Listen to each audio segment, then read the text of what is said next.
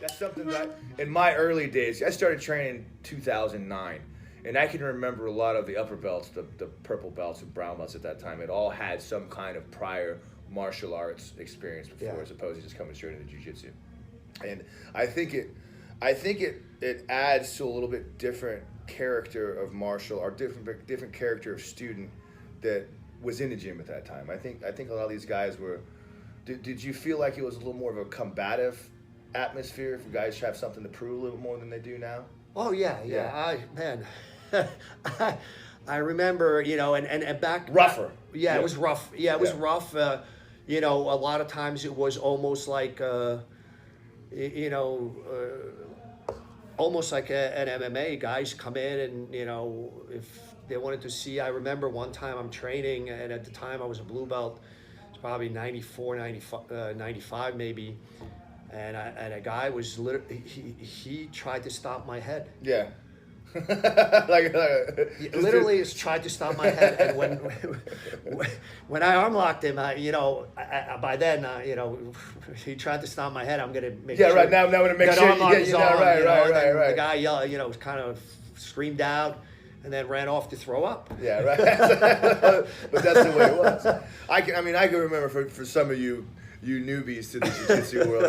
I wasn't necessarily that far back, but I can also remember a day before there was intro classes, before it was just like, oh cool, sign the waiver. All right, now go get your ass kicked. It was a basic. There wasn't really a whole lot of I should be working blue, but I guess I'll see what happens. But guys used to come in, and even when I opened up my academy, which is back in 2006, I was already a black belt by then. But guys would come in and they. Now most people coming in, even back then, most people coming in were not necessarily trained in other martial arts, but a lot of them were back then. Now it's a great majority of them. This is the first martial art they're going into. But back then, a tough guy would come in, and I remember a guy comes in, and the kid was about 280 pounds. Right. He had a belly on him, and I trained at Henzo's and at my academy, and my knee was tweaked, and I'm limping in, and my one of my guys says, hey, I want to try this Brazilian Jiu-Jitsu. He used to wrestle in high school, and his uncle was a Jeet Kune Do instructor, so he knew some catch wrestling,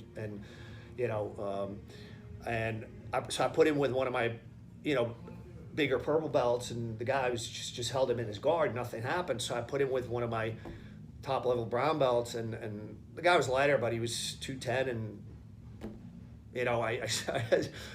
my guy actually started passing this guy's guard, and the guy just grabbed him with his arm and launched him. So awesome. So I love hearing stories like that. So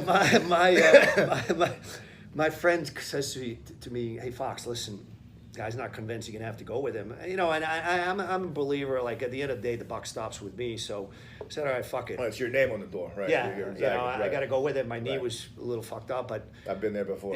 So I said, all right, I knew like I couldn't take chances with this guy. Right. He moved like a cat for 280. He had a belly on him, but he moved like a cat. Right.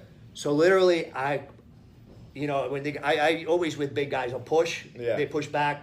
Arm lock, and the guy wasn't tapping. He just went face first, kind of screaming. Yeah. And he said, dude, you got to tap. Yeah, right. So, I believe anytime somebody's test driving you, you got to do it 3 times. Yeah, First one could be a fluke. Like you got lucky. Second time is like, all right, maybe third time removes any guy. There's no doubt, exactly. So I did it 3 times in a row. The guy signed up on the spot. I never saw him again. I called him 2 weeks later because I thought I broke his arm. I said, hey, listen, everything okay? Are you okay? Oh yeah, man. I've been, I had to battling the bug, and I'll be back next week. Everything's cool.